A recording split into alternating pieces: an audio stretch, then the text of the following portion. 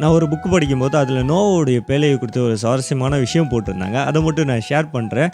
இது உங்களுக்கு பிரயோஜனமா இருக்கும்னு நெனைக்கிறேன். நோவாவின் காலத்தில மழை பெய்தது 40 நாட்கள். அந்த தண்ணீ வடியறதுக்கு மட்டும் 371 நாட்கள் ஆயிருக்கு. அதாவது கிட்டத்தட்ட 1 1/4 வருஷம் கிட்ட ஆயிருக்கு.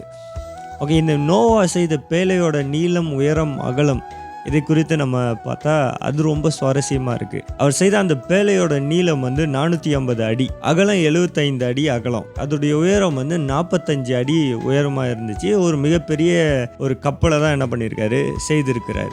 இந்த கப்பல் ஏடி 1884 வரைக்கும் அவ்வளோ பெரிய கப்பல யாருமே என்ன பண்ணல, செய்யல. அதுக்கப்புறம் தான் அவ்வளோ பெரிய கப்பல் என்ன பண்றாங்க, செய்றாங்க. கிட்டத்தட்ட ஒரு ராணி மேரி அப்படின்ற ஒரு கப்பல் அளவுக்கு தான் நோவா அவ்வளோ பெரிய கப்பல செய்திருக்கிறார் அப்படின்னு ஹிஸ்ட்ரியை ரிசர்ச் பண்ணுறவங்க சொல்கிறாங்க. இந்த கப்பலோட அந்த பரப்பளவு எவ்வளோ இருந்ததுன்னா 97,700 அடி சதுர அடி பரப்பளவு இருந்திருக்கு.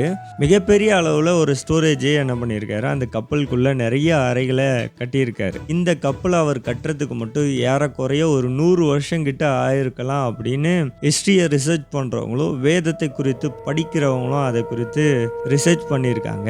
இந்த விஷயத்தை நான் உங்களுக்கு படிக்கும்போது எனக்கு சுவாரஸ்யமாக இருந்தது. அதை அப்படியே உங்களுக்கு ஷேர் பண்ணுறேன். பிரயோஜனமாக இருக்கும்னு நினைக்கிறேன். கீழே கமெண்ட் சொல்லுங்கள்.